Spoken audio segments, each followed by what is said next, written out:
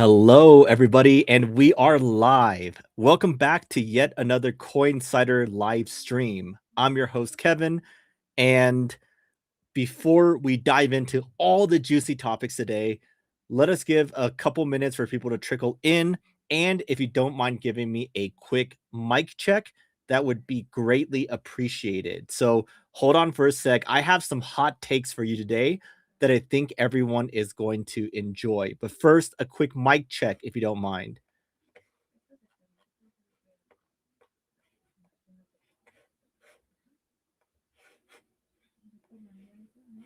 Okay, we got a mic check. Okay. So one sec. So first of all, we have a new video out that I launched earlier today that you all should be watching afterwards. Don't watch it right now because we're on the stream, but here, let me share it with you. Right here, this one. You guys got to watch it. It's going to be an eye-opening one. I promise you it's going to be an eye-opening one. But beyond that, I have a couple fun hot takes for you, just like last time, and I want to get your thoughts on it, okay? The first thing is that there's been a lot of debates about prediction markets, like Polymarket and Kalshi, and whether or not they are gambling.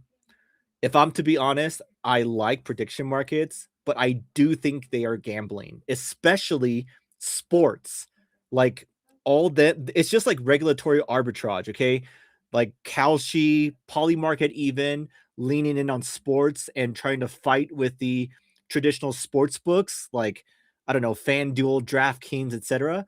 I don't think that's fair, and I think that that is definitely gambling. I'm gonna touch in more on this later in this stream. That's my first hot take. Let me know what you think. Now, my second hot take is if you look at some of these altcoins, they are like literal death. Like versus BTC, they are at like 5-year lows. So I think this is a healthy cleanse of the space. Like a lot of these altcoins are BS, and we've always known this.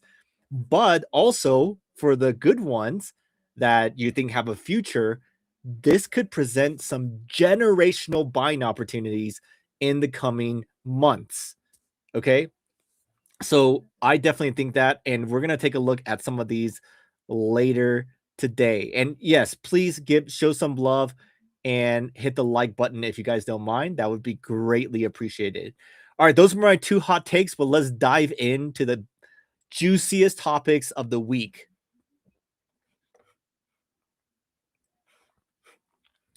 Wait one sec. Let me open up some links and share my screen.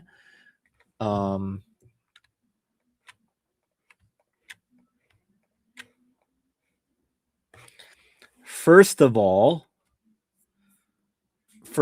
have you guys seen the freaking price action lately? Like, wait one sec. Let me just pull up BTC. Like past. Like, look at this insane price action. It's like Bart Simpson, reverse Bart, Bart, Bart, Bart, Bart, Bart, Bart. It's like crazy. It's just like some market maker died and they're just trying to like squeeze every last liquidity out of the longs and the shorts. So I strongly agree with people like Income Sharks. I'm not taking another trade for the rest of the year unless it's to realize some profits on explosive move up. Definitely agree with him. Crypto McKenna said the same thing, going to log off until 2026. December tax loss harvesting is going to flush out leverage, lead to forced selling. Market will begin peeking at the pieces in the new year slowly but surely. And even Skuga said, I will probably stay out of any trades until I see the S&P dipping significantly, blah, blah, blah. But point is, I agree not to take any trades for the rest of the year. That is my rule right now. I mean, just look at this. This is like insane manipulation. Like, And that brings us to like this. October 10th, crypto got murdered. Huge liquidation. Some market makers got wiped out. There was also rumors that Wintermute got wrecked. So a lot to uncover about that day, but many do see the consequences and are looking for answers. We don't have a lot of answers about 1010 yet, except that there was shenanigans on Binance. Maybe the conspiracy theory, let me know what y'all think about this. The conspiracy theory is that Wall Street, like BlackRock, etc., is going to become the new market makers for this industry. And Binance is going to do a US IPO, and CZ is kind of like behind the scenes making all this happen, like the puppet master that he is. You know, I don't know if that's like maybe 100% true, but definitely something broke on 1010, and we still don't have the answers yet in terms of which market makers died, like what was going on in Binance, and if they're just like manipulating this crap, you know, to squeeze all the liquidity from the longs and the shorts. Yeah. They're just like taking liquidity from the longs and the shorts, and then the longs and the shorts. I mean, if you're like longer term or like spot trader, then this doesn't matter as much, but it's still disgusting to see, right? We can all agree like this is disgusting price action.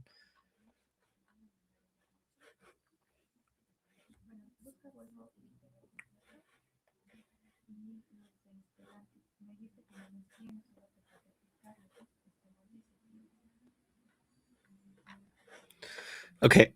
Okay, let's see what else is interesting here. Here's some hopium for y'all though. Here's some hopium in a time where hopium is strongly lacking. Julian Bittel, who is head of macro research at GMI,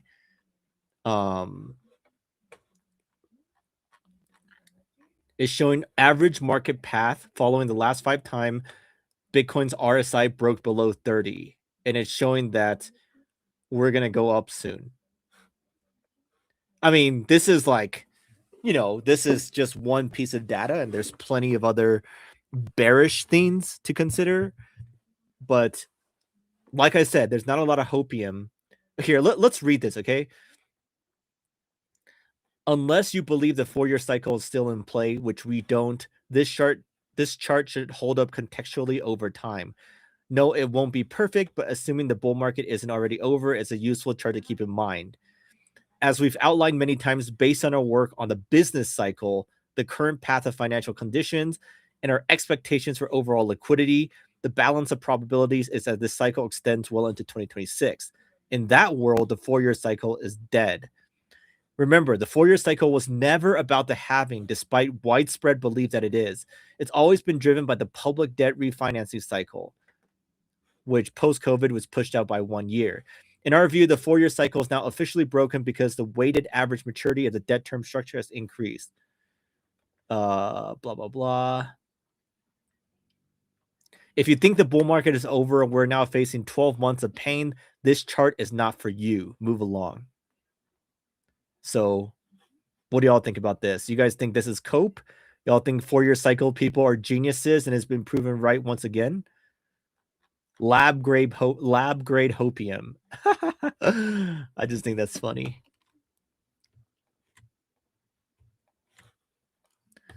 Speaking of some hopium, one big piece of hopium is the Fed chair, the next Fed chair, right? There's been a lot of movement here. Like it was Kevin Hassett first, who was like formerly like an advisor of Coinbase, and then Kevin Warsh, and then Christopher Waller is getting interviewed too. So there's been a lot of changes on Polymarket. And I believe today there was like a new candidate from BlackRock that was BlackRock Fed. Let me share. BlackRock. Right here. Rick Reeder of BlackRock is said to be in the mix for Fed chair with the Mar-a-Lago interview planned in the final week of the year per CNBC. BlackRock's Rick Ryder. That's crazy, no? A BlackRock guy owning the Fed? Like, BlackRock owns everything. They control everything. Yeah, BlackRock is just the puppet master. This guy says Hassett is too dovish, comes off as overly dovish, real risk to Fed credibility. Warsh is too hawkish, deflation risk over inflation risk, in my opinion. Waller, closest to a Powell continuation, generally dovish but grounded, not delusional. He likes Waller. But let's see on Polymarket.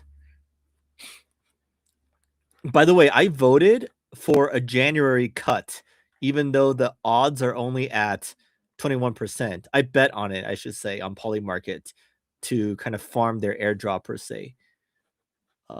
We shall see, but where is Fed chair right here? Kevin Hassett is still in the lead. Kevin Warsh, Christopher Waller, and now Rick Ryder. Even Scott Besson, but that's not going to happen. He likes to run the treasury. Yeah, this is going to change a lot. This is going to be really volatile until he finally picks one. Who do y'all think is going to be Fed chair? If BlackRock owns everything, then a BlackRock Fed chair makes sense. That is true. But Trump has to get whoever he nominates has to get approved by like the Senate or whatnot, right? So I don't know. Is the Senate owned by BlackRock too? They got to vote them in.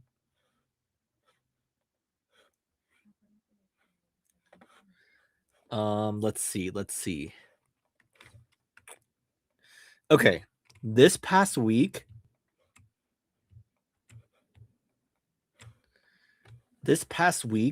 Coinbase had a huge launch. If you guys don't remember, okay, so what came out? It wasn't a base token. Everyone wanted it to be a base token. I said that was too soon. If anything, at the earliest, Q1 of 2026. Stocks and ETFs inside of Coinbase, equity perps. So 24/7 perps on equity, prediction markets via Kalshi, DEX trading for like Solana, a Coinbase Advisor AI, and some business stuff. To Base app also out of beta, open for everyone. Folks, follow me and follow Retail DAO on Base app if you haven't already. We're all on Base app, and we're probably going to do some takeover campaigns in the new year. Base token launch odds got smoked. So we're going to have to wait longer for the base token. I do think it's coming though. This guy says Coinbase tokenizing stocks is dilutional to altcoins. They will pick penny stocks over meme coins. Total market cap will continue in a downward trajectory. Only fundamentals matter. Even a lot of utility tokens will re-rate to fair value. That actually makes sense because if I'm trading on Coinbase now and I don't want to move my stuff over to like Robinhood or a brokerage, I can buy like, I don't know, Tesla stock or whatever else they're offering there, right? Like I could buy that alongside a Bitcoin, ETH, Sol, or even some meme coins if I'm into some meme coin positions. So I do agree that this helps Coinbase in terms of like revenue, but I don't know if it necessarily helps the crypto space like as a whole. I do think total market cap will continue downwards though, like this person said. Let's see total market cap actually. Total crypto total market cap. Ooh, this is at a very precarious where's the channel? Parallel channel. Let's see, how do I draw this?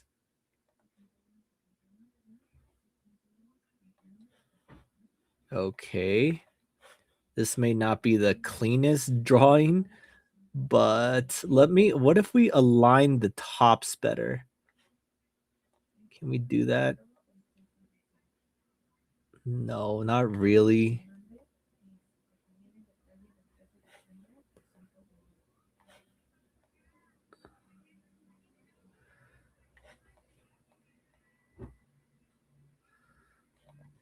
Dang, this is at a very precarious level. Over here. It's in an ascending channel since 2023, but let's see. Let's see how far this could fall if we're to use various pivot points. And yeah, I don't want all these things. Just one. Maybe monthly, traditional. Let's take away a lot of these.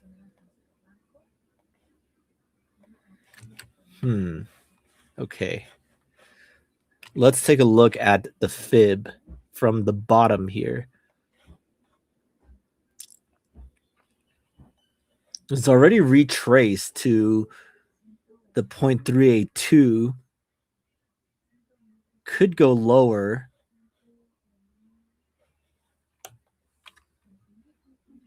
Interesting. But this is kind of carried by Bitcoin too. Like total 3 ES, total market cap excluding Bitcoin, excluding ETH, and excluding stable coins. Like this looks kind of nasty.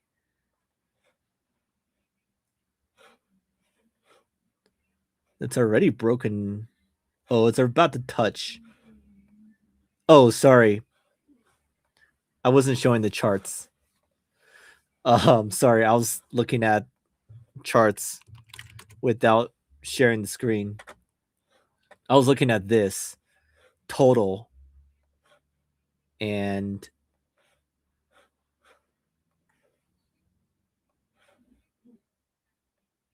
showing how the fib is at the 0.382.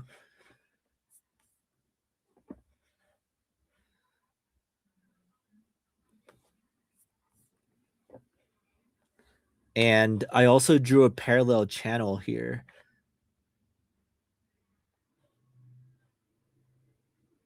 Like this. Which is a decent parallel channel, but it's at critical support. If this drops down further, then yeah, it's not going to be pretty.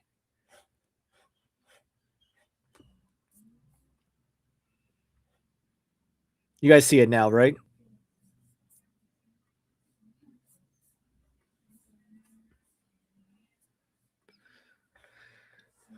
But anyways, let's see. We had a little bit of bullish news lately with the inflation. Core CPI inflation fell to its lowest level. But best inflation reports that remember last month the US canceled the October CPI inflation report, and this time it came out and it was showing super low. But so the market kind of pumped a little bit because they're like, okay, the Fed has more room to cut. However, people are arguing that the Bureau of Labor Statistics did some crazy shenanigans to calculate CPI. The BLS just assumed that rent/OER were zero for October.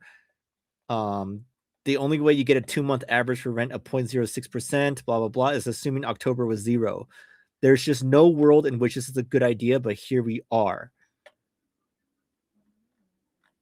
So point is, they are kind of fudging the data to making inflation seem better than it is, per historical calculations at least.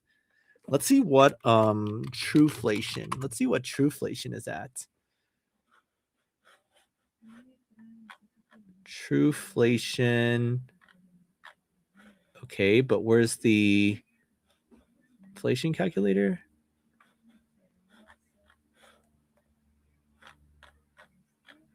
Did they not? Do they put it behind a? Do they put it behind a thing now? Trueflation, inflation index. Wow, they make us freaking sign in. Screw that. But yeah, point is, we were all potentially a little bit too excited for inflation to come in low because of how they fudged the numbers, which means that if they don't use that particular methodology in like December or like January, then the next month is going to come in hot, supposedly.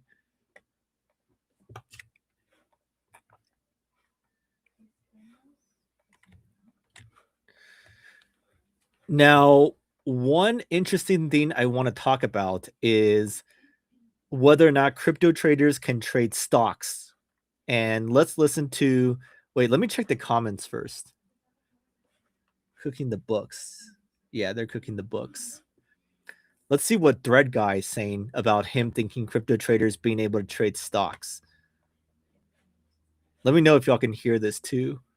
Where I think there is edge is that on the social narrative attention side, there is edge, I think, that crypto traders make their entire career on exploiting that can be realized in the stock market. CC, Sydney Sweeney, American Eagle, we could have traded this. We 100,000% could have, should have, would have traded this. And if this was the only trade we made in three months or in a quarter, we feel fucking great. The other thing we could have, should have, would have traded, if we're just playing this attention megachurch time article, is PopMart.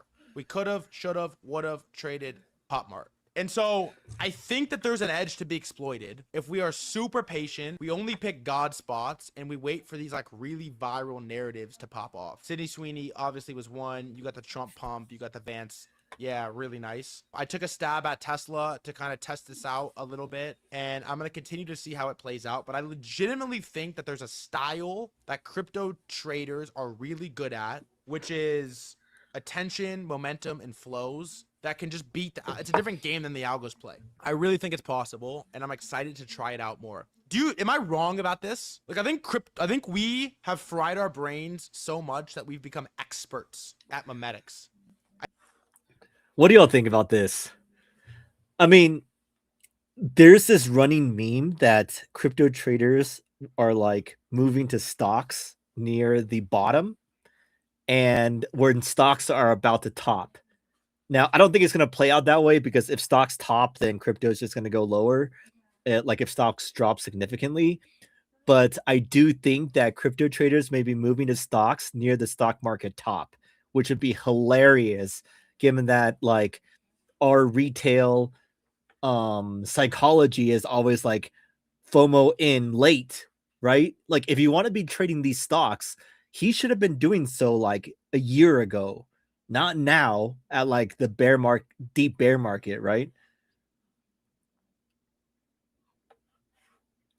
So I actually disagree with him. I don't think that crypto traders have an edge in stocks.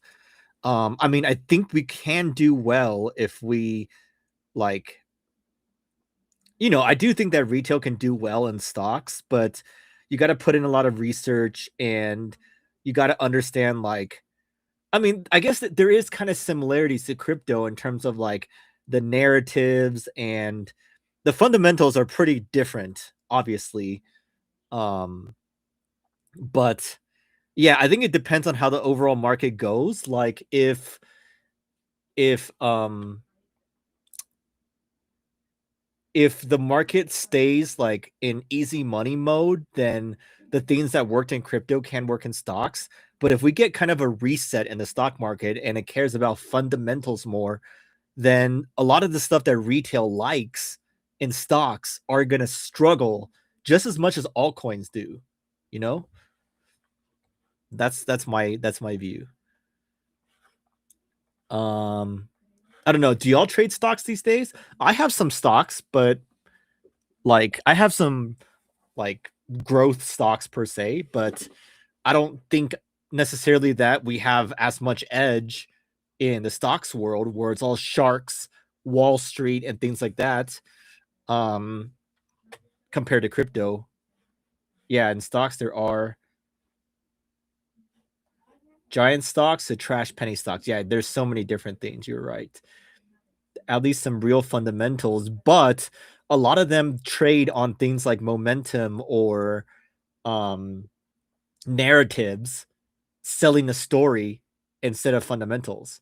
Like Tesla, for example, Tesla is trading on like the future of AI, Optimus bot, robo taxis. Their actual EVs have been like EV sales have been struggling like crazy. And let's just see. And their P&E ratio is at 320, which is insane. Like Tesla should be significantly lower if we're talking about fundamentals. But people are buying the story of robo taxis, Optimus, which is probably not going to come to fruition for a long time, and things like that. Right? So right now the market is like in funny money mode still, so fundamentals don't necessarily matter as much. Yeah, companies are very different and difficult to analyze, especially for Gen Z. Yes, you are right, Maverick. 1010 was bigger in terms of liquidations.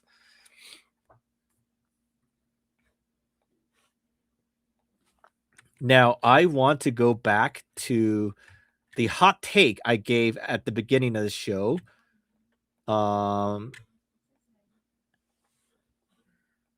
Right here.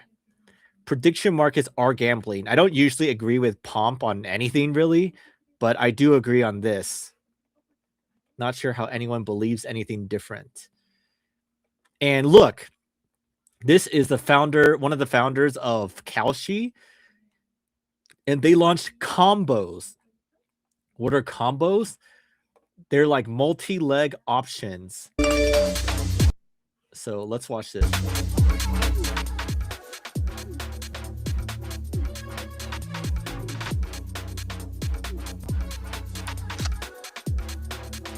So this is essentially parlays in sports gambling. Like this is just crazy, honestly. Like, and they're saying this is not gambling. Prediction markets should be separate from sports gambling. I agree. You see, like for sports, it is very clearly gambling. Now, if you're talking about like politics or tech or things like that, then okay, like maybe that it can be defended a little bit more that it's not pure gambling. But for sports, it is absolutely gambling, 1000%.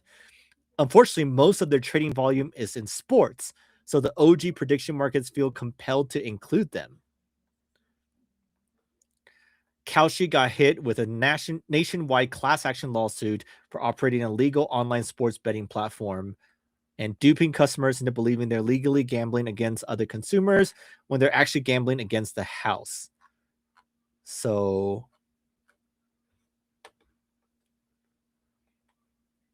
prediction markets say that they aren't gambling platforms. Okay, cool. Then explain why 90% of Kalshi's volume is coming from sports betting. Like Kalshi needs to get like, yeah, like if they get sued and the courts rule that they are gambling, then Kalshi's going to get wrecked.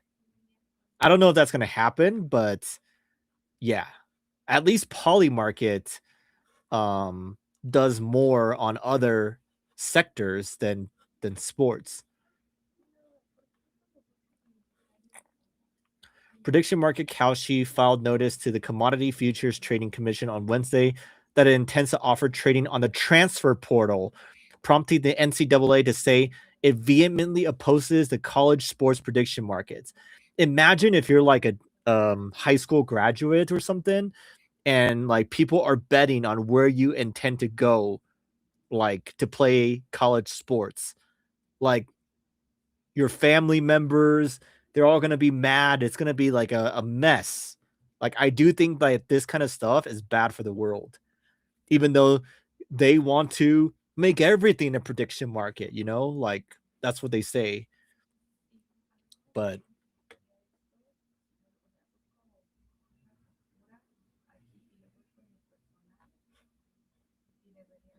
yeah, that's my take on this whole thing. I think it is very clearly gambling, and they shouldn't be able to do sports. I'm just gonna put that out there. I don't think Kalshi, and they're backed by like huge entities like Kalshi and Polymarket and stuff. So I don't think they're gonna get shut down, but they may not be able to offer the same types of markets in its current capacity.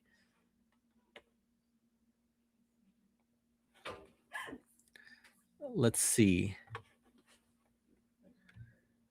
Now, folks, this is really interesting.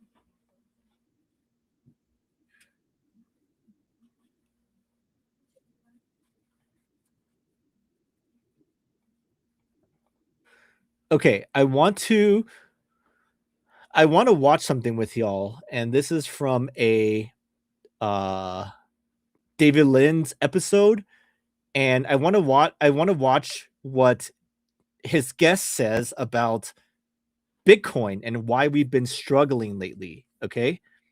So wait, let me put it up, but watch this with me, folks. I think this is really quite interesting. Off in Bitcoin and crypto, what is then your outlook for Bitcoin and the rest of the crypto market? One, do you see Bitcoin dominance rising? And two, what is the adoption case, if any? What is the maxis right now, the Bitcoin maxis? And I'll be blunt. Stop shitting on Ethereum. They're that's not the your part. potential savior. That's not the part I You are wanted to. settling up. DeFi came into being. We had Terra Luna collapse. Then we had FTX, new financial system, not waiting on bended knee summer. So we're in a crypto winter right now. What's going to get us out of this winter is when the crypto crowd says, we have to start building again. We have to start building the new financial system, not waiting on bended knee for the Federal Reserve or the Treasury to bless us. We need to build a better mousetrap than they currently have right now. Then crypto will get out of this winter. Yes, I think that over the next several years, crypto has the potential to do that. Bitcoin has the potential to go to $1 million. But first, we got to get our minds right. And unfortunately, getting our minds right means some pain with lower prices to stop with this current argument that the president likes us, the Treasury Secretary likes us, and therefore we're going to wait for all of the boomers to call up their broker or go onto their online brokerage accounts with Vanguard and put 5% of their money into Bitcoin. That game is over. They're going to want to buy you because you're the next great thing, not because you've been blessed by the Treasury and the Federal. What do y'all think, guys? I actually kind of agree with that. Like, he's essentially saying that Bitcoin has lost its way because we used to be like this alternative asset, this alternative financial system. But now, if you look at Bitcoin's correlation, we're trading more alongside tech stocks than gold, which has been rocketing. And the reason why is he says that we've been cozying up to Wall Street, to the government, to things like that. When, like, if we didn't do that and instead Bitcoin was still this alternative, like defiant asset per se, then we may be trading differently now when the world looks for an alternative to the mess of a financial system that our governments have created, right? I think that kind of makes sense, and I don't know if it's possible. It feels kind of captured by Wall Street, by the governments, etc., but even like by Michael Saylor. But I would personally love for Bitcoin to go back to its roots, kind of like Zcash, as a defiant, like different, like out of the mainstream asset. You know, I think he is right that if we were still that, our price action would be much different right now. Now, of course, you could say that we would have never got that initial like Trump pump in like late 2024. Fair enough. But a lot of the recent price action now, the reason why we've been trading more like tech stocks is because we've bended a knee, like he said, to the traditional finance TradFi world.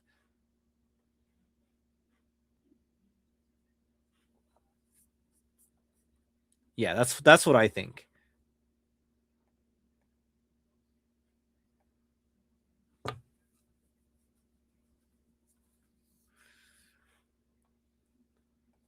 Also, remember how I was saying that a lot of altcoins are dead against BTC? Like ADA BTC. Oh my goodness. ADA BTC is at going near all-time lows, which is kind of hilarious to see, but ADA BTC is headed near all-time lows. That's crazy. If you own any ADA or anything like DOT, which I also consider kind of dead,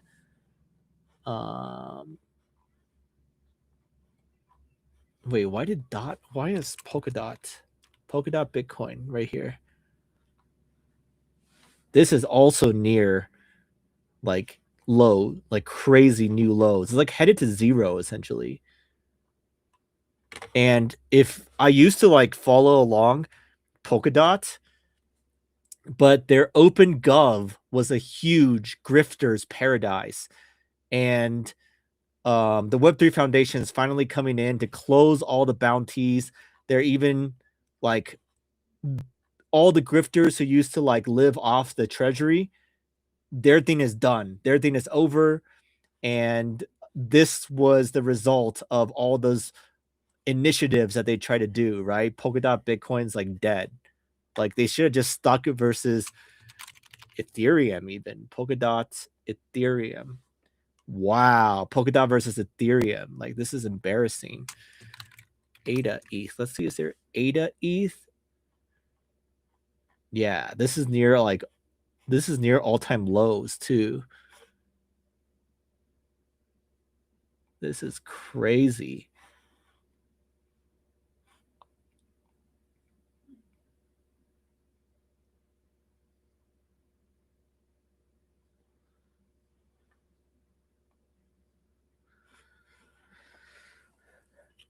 Yeah. I don't know what to say.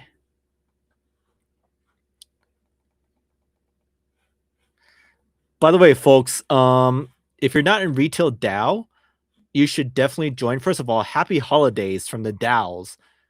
I don't know if I'm going to do a live stream the next 2 weeks because it's Christmas and then New Year's, but happy holidays.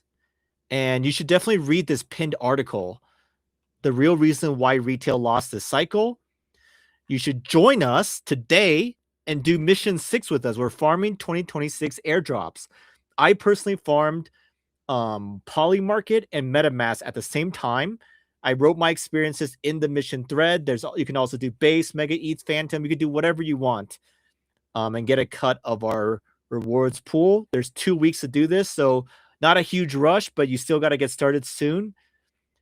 And yeah, follow Retail DAO. Join us in our site. Happy holidays from the DAOs. We've been posting a lot lately, but let's see. Oh, right here, look. Such a cute owl. These owls have potential. I'm saying, real talk, folks.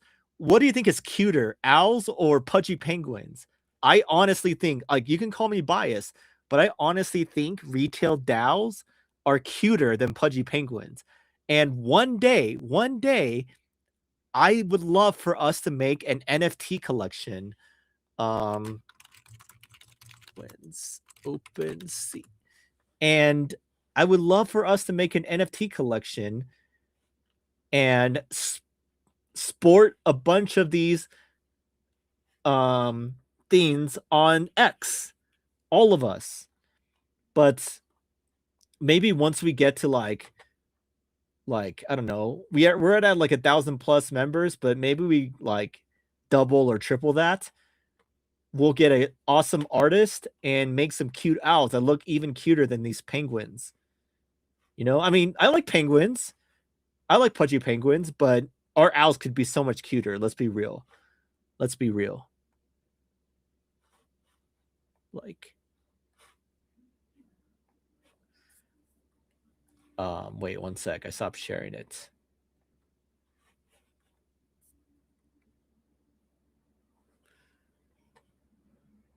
Our owls are super cute.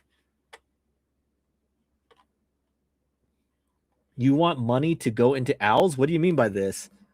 I mean, if we make NFTs, like people can mint them, right? They can buy them on OpenSea. It doesn't have to be expensive. It could be like $1, you know? But I just want to sport cute owl PFPs all across X, just like people do with pudgy penguins, bored apes, crypto punks. You know, I'd love for owls to take over.